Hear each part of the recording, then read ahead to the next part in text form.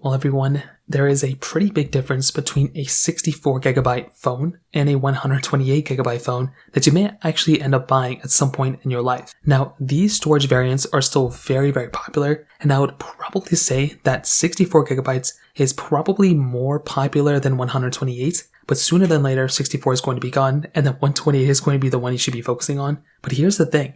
The difference between 64 and 128 is going to be very different from the numbers and stats that you see online and your personal usage. Personally for me, I have a 128GB phone, and I've been using a 128GB phone for at least 3 years now. Since about 2020, end of 2020, that is the storage variant I've been using. But when you have a device that comes only in 64GB variants, that is also probably good for a majority of people out there. So what I would recommend doing for every single person out there before continuing this video, pull out the phone that you're currently using, or go to your tablet or whatever device that you have with that storage variant, and go ahead and see how much storage you're currently using without deleting anything, without modifying anything. If you're currently at over 128 or you're currently at over 64, depending on the variant of device that you have, chances are going to that same variant is probably going to be the best way to go. And honestly, if you're going from 64 to 64, that may not even be that good of an idea anymore, because applications are only getting bigger, software versions are only getting bigger, and because of the camera quality improvements on these other things, storage variants are only getting smaller and smaller technically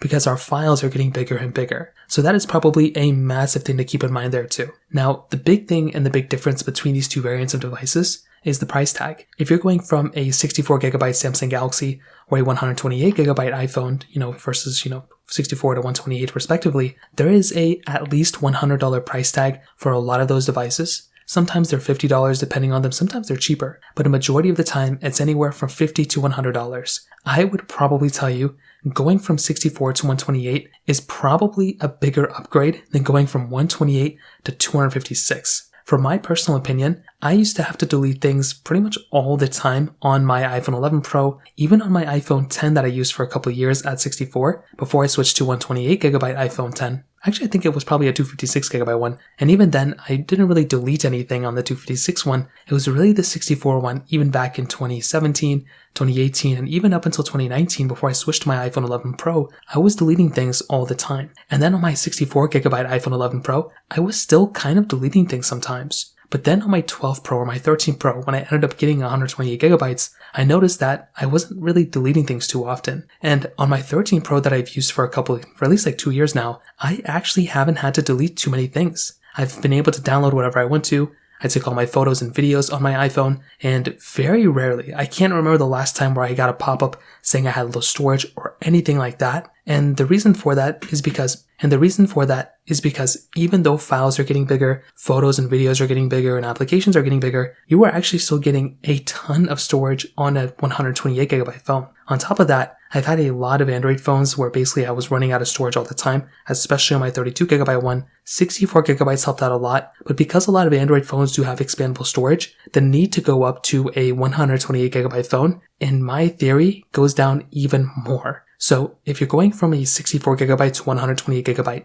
Android device, because a lot of Androids still have SD cards, you necessarily don't even have to go up to a 128GB phone unless you're getting it on a deal, or if it's a free upgrade. If you are getting an Android phone like a Samsung Galaxy S23 that does not have an SD card, then pretty much go ahead and upgrade your device. That would make a lot more sense to me. But if you are getting a device like a, 64GB Samsung Galaxy S20, well, that might make a little bit more sense because that phone still has an SD card. So that is always the push and pull between these types of devices that have SD cards and that don't have SD cards. So, in my personal opinion, should you go up from a 128GB phone and go down to a 64GB phone? Never. There should never be a point where you do that. But should you go from a 64GB to 128? I would always say yes. I would err on the side of yes, and if you're able to get a deal, go for it. If not, even not on a deal, it's still worth upgrading in my opinion. From using all these phones, from testing them, and from hearing other people's opinion on it, I would always recommend going up to 128GB device. It always makes sense to me, and unless you're having to wait months and months to get that phone, or if it's $3,000 more expensive, then maybe you shouldn't get it, but I would probably recommend going up to the 128 rather than keeping the 64. So that pretty much covers it up. If you have any other thoughts or questions, let me know in the comment section below. Hit the like button, that would mean me so much, but definitely hit that subscribe button. More importantly than everything else, I love every single one of you guys. Hopefully I'll catch you guys in the next video. Peace out till then.